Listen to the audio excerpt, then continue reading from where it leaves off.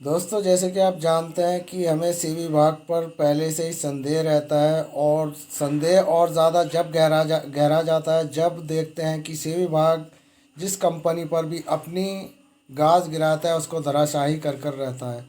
दोस्तों, न जाने कितनी ऐसी बहुराष्ट्रीय कंपनी है जो सेबी विभाग ने धराशाही कर दी और उनके करोड़ों निवेशक आज पैसे को लेकर भटक रहे हैं। लेकिन दोस्तों, सहारा की बात कुछ अलग हटके है। जी हाँ दोस्तों, हम बात कर रहे हैं सहारा सुब्रत राय सहारा इंडिया की, जिनमें दर्जनों चिटफंड कंपनियों और सोसाइटियों पर सेबी विभाग का शिकंजा होने के बावजूद भी उनकी कंपनी को ना तो अभी तक बंद कर पाई है और ना उनके कारोबार को धराशायी कर पाई है और ना निवेशकों को ही पैसा दे पाई है।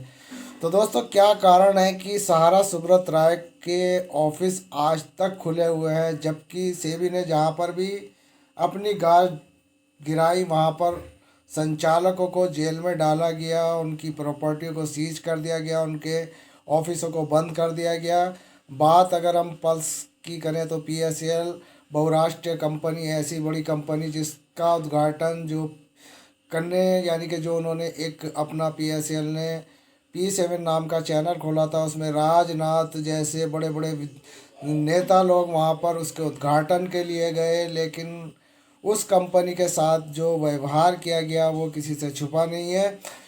कंपनी का पूरा सिस्टम ही उन्होंने धर्म भरम कर दिया, यानी कि पूरी जो पल्स एक कंपनी थी, सेबी विभाग ने उसे धराशायी किया। जबकि सहारा भी एक बड़ी कंपनी है, उस पर केवल प्रतिबंध है, निवेशकों को देनदारी लेनदारी पर प्रतिबंध है। ना तो निवेशकों को सेबी पैसा दे रही है और ना निवेशकों को सहारा सुब्रत राय पैसा दे रहा है। अलबत्ता ये ज़रूर है, उनके कुछ हमारे पास स्टेटमेंट आते रहते हैं कि मैं फला टाइम तक पैसा दे दूंगा।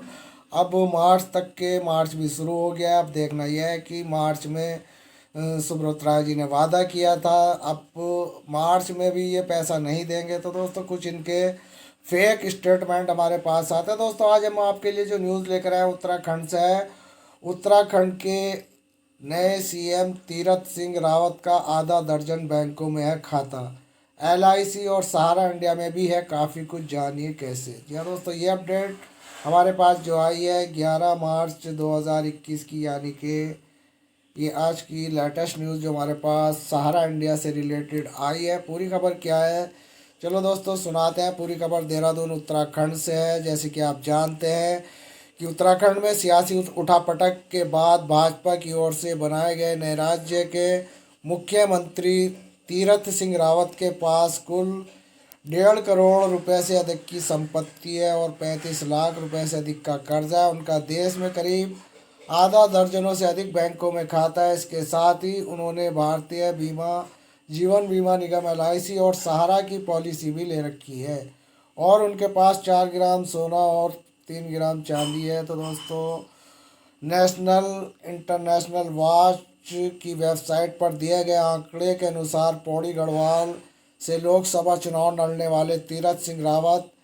HNB यूनिवर्सिटी से वर्ष 2052 में एमए तक की पढ़ाई की। वेबसाइट के अनुसार उत्तराखंड के नए मुख्यमंत्री तीरथ सिंह के पास कुल 1.5 करोड़ की संपत्ति है। इतना ही नहीं, उन पर करीब 35 लाख का कर्ज भी है। वेबसाइट के अनुसार वर्ष 2017-18 तक अब तक उन्होंने करीब 3 लाख से ज़्यादा का इनकम टैक्स रिटर्न दाखिल किया था। वहीं उनके उत्तराधिकारी नॉमिनी की करीब और से यानी कि नॉमिनी की ओर से 7 लाख रुपए से अधिक का रिटर्न यहाँ पर दाखिल किया गया था। वेबसाइट के तीरथ सिंह रावत का निरंजनपुर स्थित पंजाब नेशनल बैंक, धर्मपुर स्थित HBI सहारनपुर रोड स्थित HBI शाखा, सतपुली स्थित HBI शाखा और कोटद्वार स्थित जिला सहकारी बैंक खाता है।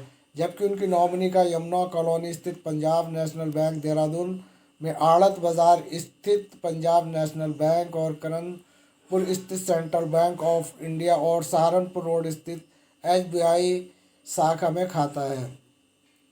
नेशनल इलेक्शन वॉच की वेबसाइट के अनुसार रावत की नॉमिनी ने सहारा इंडिया, IDFC और PPF सुकन्या समृद्धि योजना, एनएससी, एनपीए और एनआईसी की पॉलिसी ले रखी है। इनकी नॉमिनी के पास मारुति अल्ट्रो और होंडा एविएटर गाड़ी भी है। नॉमिनी ने सहारा इंडिया के शेयर और बॉन्ड में भी निवेश किया है। उनके पास 150 ग्राम सोना है, ओ सॉरी 150 ग्राम सोना है, 600 ग्राम चांदी है।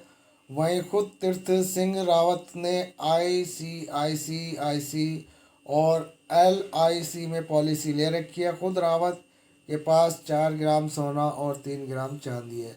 रावत के ऊपर कोई पर्सनल लोन नहीं है। तो दोस्तों अब यहाँ पर कोई लोन नहीं है, लेकिन यह है कि 35 लाख से ज़्यादा का उन पर कर्ज है, ये अलग बात है। लेकिन दोस्तों कुल मिलाकर ये है कि आप देख रहे होंगे कि कितने बड़े मुख्यमंत्री तीरथ सिंह रावत भी सहारा की पॉलिसियां खरीदते हैं। जब इतने बड़े बड़े रसूखदार नेता लोगों का यहाँ पर अपना पैसा, इनकम टैक्स से पैसा छुपाने बचाने के लिए ये पॉलिसियां यहाँ पर शेयर धारक बन जाते हैं, तो अब ऐसी कंपनियों पर सेबी विभाग कहाँ से इन पर इनके ऑफिसों को क्यों बंद करेगी और क्यों इन्हें धराशायी करेगी? क्योंकि इन नेताओं का पैसा ही यहाँ पर सुरक्षित रखा हुआ है और ऐसे नेताओं के संरक्षण के चलते ही सहारा सुब्रत राय का परचम लहरा रहा है। भले ही करोड़ों निवेशकों का पैसा उन्होंने नहीं दिया, लेकिन फिर भी आज भी सहारा सुब्रत राय की शाखाएं, इकाइयां पर कोई फर्क नहीं पड़ता। यहाँ एक अलग बात है कि सेबी के कुछ आरोप प्रत्यारोप की एक टिप्पणी हम आपको दिखाते रहते हैं कि सहारा ने आज सेबी पर यह आरोप लगाया और सेबी ने सहारा के ऊपर ये आरोप लगाया, उसने ये कहा, उसने वो कहा। बस यही सब कुछ इस वक्त निवेशकों के सामने ही जो हम मीडिया के माध्यम से न्यूज़ आती है परोसते रहते हैं, आई मीन दिखाते रहते हैं।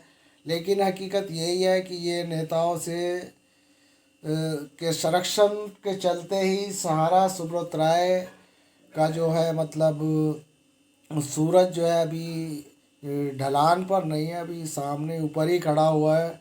सहारा सुब्रत राय को सेबी विभाग केवल फॉर्मेलिटी बतौर ही उस पर कार्रवाइयाँ करता है, लेकिन उनकी कार्रवाइयाँ का कोई भी असर सुब्रत राय पर नहीं दिखता, बल्कि उसकी अपोजिट में कुछ नई काट वो सामने लाकर खड़े कर देते हैं। क्योंकि वो कानून खुद बहुत बड़े कानून के ज्ञाता हैं और उनका खुद का अपना कानून बनते हैं और वो सब निवेशकों के हितों के लिए बात तो करते हैं, लेकिन धरातल पर निवेशकों को फूटी कौड़ी भी नहीं दी जाती। और सेबी और एम्बार्गो और ना जाने कितने प्रतिबंधों का वहाँ पर एक ताना बाना बुनकर सहारा सुब्रत राय सम्मानित निवेशकों को एक बटरिंग करते रहता है, आई मीन मक्खन लगाते हैं।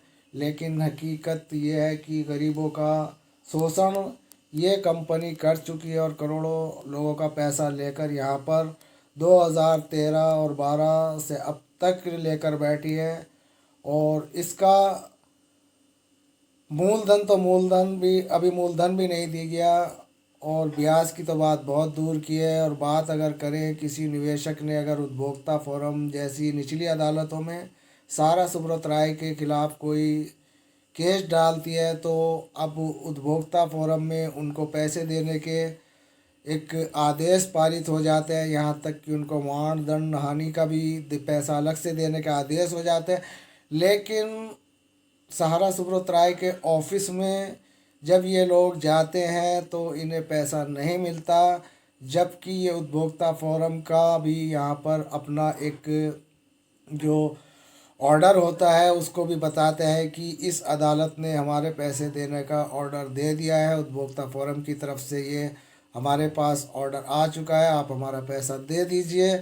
लेकिन सहारा सुब्रत राय ऐसी छोटी निचली अदालत के निवेशकों का पैसा तो देना बहुत दूर की बात, और उन्हें उल्टा ही उलझा देते हैं। कहते हैं कि इन अदालतों को नहीं पता कि मामला क्या है और उल्टा उन पर चोर कोतवाल को डांटता है। और उपभोक्ता अदालतों की इतनी हिम्मत नहीं होती कि उनको पैसा तुरंत दिला दे, ले बस एक बैठे बैठे उनके लिए एक आदेश पारित हो जाता है, लेकिन आदेश जो है वो केवल वहीं पर कागज़ों में दब कर रह जाता है। निवेशक तक उसको सहायता मिलने वाली जो सहायता होती है कि उसको पैसा दे दिया जाए, वो उसको नहीं मिल पाता। यही हालात इस वक्त जो चल रहे हैं वो सहारा की कंपनी की जितनी इकाइयां हैं उनके पीड़ित निवेशकों के सामने हैं।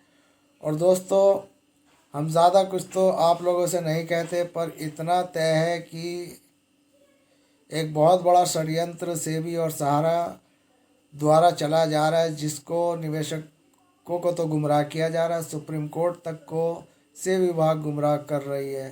दोस्तों, ये एक ही कंपनी की बात नहीं, पल्स इंडिया लिमिटेड के मामले में भी सुप्रीम कोर्ट को गुमराह किया जा चुका है। सुप्रीम कोर्ट के आदेश की अवमानना तो नहीं की गई, लेकिन पूरी तरीके से उसको माना भी नहीं गया। केवल उसको ये दिखा दिया गया है कि पल्स निवेशकों का रिफंड दिया जा रहा है और आर एम लोढ़ा जी की अध्यक्षता में प्रॉपर्टी बेचकर निवेशकों को पैसा दिया जा रहा है, लेकिन धरातल पर निवेशकों को कोई पैसा पल्स जैसी बहुराष्ट्रीय कंपनी में नहीं मिल पा रहा है और सहारा जैसी बहुराष्ट्रीय कंपनी में भी पैसा नहीं मिल रहा। हालांकि पल्स के तो ऑफिस बंद हैं और यहाँ तक कि उनके सारे खाते पाते सीज कर दिए गए और उनकी प्रॉपर्टियाँ बेच दी गई। उनका पूरी तरीके से बर्बाद करने के बाद भी निवेशकों को पैसा से विभाग नहीं दे पा रही और सुब्रत राय जी को जो है पूरी पूरी यहाँ पर छूट मिलती रहती है। कभी अदालत की तरफ से छूट मिलती है तो कभी सेबी के ऊपर आरोप लग जाता है, तो सेबी के आरोप के चलते वो और ज़्यादा यानी कि विलम्ब होता नज़र आ रहा है। यहाँ पर निवेशकों को पैसा मिलने में सहारा के निवेशकों को पैसा नहीं मिल पा रहा। यही सबसे बड़ा कारण यही है कि आरोप प्रति आरोप जो सेबी और सहारा का खेला चल रहा है, उसमें झुग्गी झोंपड़ी रेहड़ी पटरी वाले जितने भी छोटे मोटे कारोबारी हैं उनका पैसा एक दशक से अटक चुका है। और बात अगर बड़े मंत्री और संतरी की करें तो दोस्तों उनके लिए सब कुछ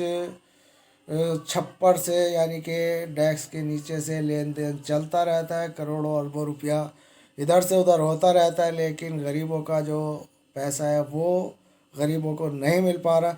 यही आज इस हिंदुस्तान में है, लेकिन शिवराज सिंह की एक ऐसी सरकार जिसने अपने राज्य में इस तरह के जो मामले पड़े हुए थे उन मामलों को उन्होंने अपने हाथ में लिया और बहुत अच्छे तरीके से इन मामलों को सुलझाया जा रहा है। लेकिन वहाँ पर भी सेबी अड़ंगा डालती है, सहारा भी अड़ंगा डालता है।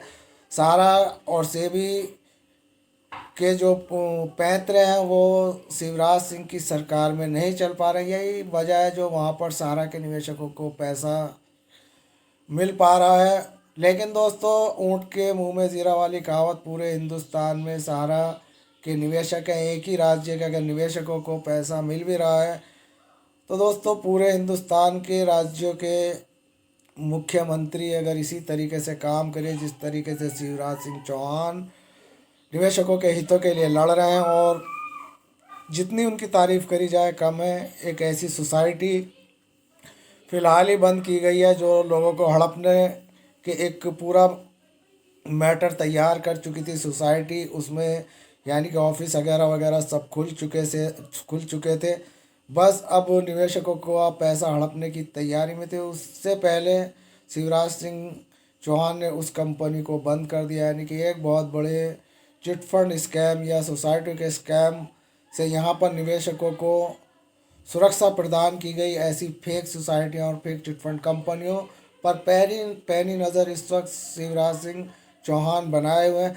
तो हम चाहते हैं कि पूरे भारतवर्ष में शिवराज सिंह चौहान जैसे अच्छे और ईमानदार यानी कि जो क्या कह सकते हैं कि नेता या जो भी मुख्यमंत्री या जो भी है वो इस तरीके के नेता लोग जो है गरीबों के हकों को दिला रहे हैं, तो ये एक बहुत अच्छी बात है। दोस्तों, हम ज़्यादा कुछ तो नहीं जानते, पर इतना ज़रूर जानते हैं कि सहारा के निवेशकों के साथ जो चल रहा है वो कुछ अच्छा नहीं हो रहा।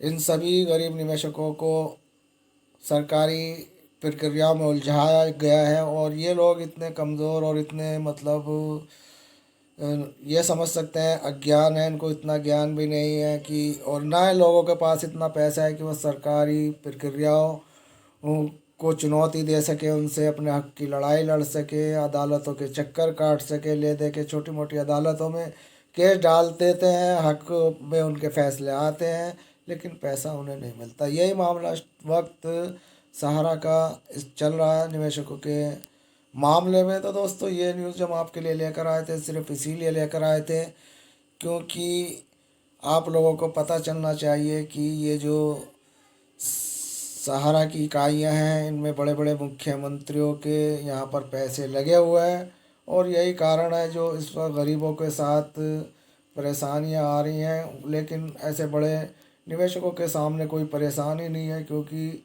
यही वो जगह है जहाँ पर ये लोग अपने काले धन छिपाते हैं। तो दोस्तों मिलते हैं फिर।